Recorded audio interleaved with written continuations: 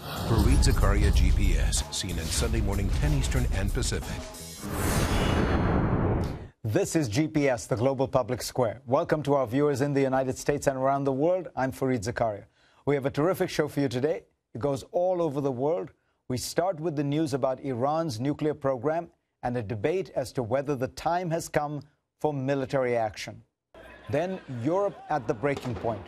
We ask Mohammed El-Arian, one of the world's most respected financial minds, to tell us whether the Eurozone is about to come apart.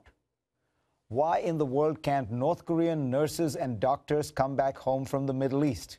Is a fascinating tale. And finally, back home, the former governor of Michigan, Jennifer Granholm, tells us what her experience of cutting taxes and reducing spending taught her. All this coming up. But first, here's my take. Last week, the International Atomic Energy Agency issued its most serious warning about Iran's nuclear program. It argued that Iran seems to have experimented with various technologies that suggested it was trying to build not just a nuclear program, but a nuclear weapons program. This finding, to be clear, is at odds with the views of the former head of the IAEA, Mohammad El-Baradei, as well as the report issued a few years ago by the United States' National Intelligence Council. It's difficult to be sure what to make of these intelligence judgments because they are judgments that try to determine the intentions of the Iranian regime. One thing is clear. Iran is developing an increasingly robust nuclear program. Having read all the reports, I'm still not sure that anyone knows what Iran's plan is. Is it to develop a breakout capacity, meaning a nuclear program and a missile program, but not actually marry the two together? That would keep Iran within the legal framework of the Non-Proliferation Treaty, which it signed and takes pains every year to prove that it adheres to. Or is it to develop the weapons themselves? Frankly, the former would be the smarter course. It would get the benefits of increased influence. It would be seen as having a nuclear capacity, but not attract the total clampdown on trade and other kinds of sanctions that would come from actually having nuclear weapons. But let's take the IAEA report as valid.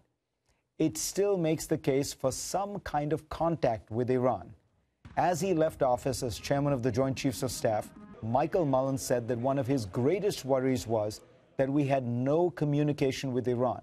He worried about miscalculations, the misreading of intentions, and thus war. Look, at the height of the Cold War, we talked to the Soviet Union, an adversary we were contesting in dozens of countries around the world. We talked to Mao, a man with a large nuclear arsenal who several times said that he would welcome a nuclear war that would destroy half the world.